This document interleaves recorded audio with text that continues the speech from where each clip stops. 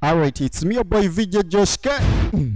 Kati munnange nkutegeeza nti firimu eno egenda kubanga ezannya mukadde mpawo wakaaga naye kansooka ate nkulage ku kino ekina-Uganda kyaffe ekyafulumye. Okitegedde munnange, munfunze kansooke nkulage kalango ka firimu eno kuba nayo yafulumye dda. Osobola okuginoonyaako then bw'okomawo efirimu eno ate eryoka etandike mu budde bwayo obutuufu. Soko nyige kapesa kalaike gwe ensonga zeekole ate katulabe kana akalango ate nayo ginoonyeeko kubanga mweri oba tonnagiraba. Eza Muwanga kano kalango katugirabe njagala omuntu yenna kati Muwanga okubba okuteta kalya yakowa okudduka n'ababbi yasalawo agange buganza ettaka teri kulibba bagiyise Muwanga neze nagiyise dda ettaka ly'omugenzi.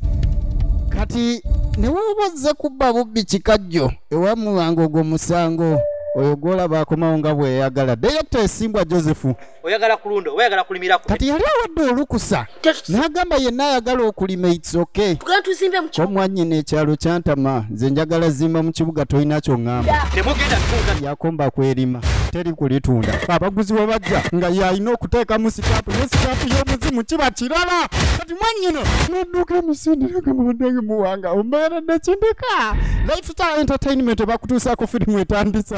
Kati munnange oyinza okubeerawo ng'omanyi weekwese kumbe Muwanga gy'oddukirayo yakolayo. Kati omukazi abadduka wali obbye ku ttooke naye ng'ekirina okuggyako enkoni ku muti. Muwanga afuuka kyonna ky'ayagala yakwata mwanyina ono Kalebuli yafuuka ekirala kennyini n'asooka mulunga. Waswazize nanyini firimu misinde kugali ekyaluka kitabatta Muwanga yajjanga wayaga oyinza okulowooza oyine mukazi wo kumbe Muwanga gwokalaka. Kati buli yamunyiiza ng'alina okugenda mu nsi y'ababundabunda b'emisinde Muwanga abanyiize tekabadde kalango nno. Yafulumya dda era nga kweri ku YouTube channel yaffe ya Surprise Media Films nkugamba nti gendayo okonewo. Besti wa VJ Joshke ensonga oba ogitegeera sisobola kuleetera firimu nga si muggo.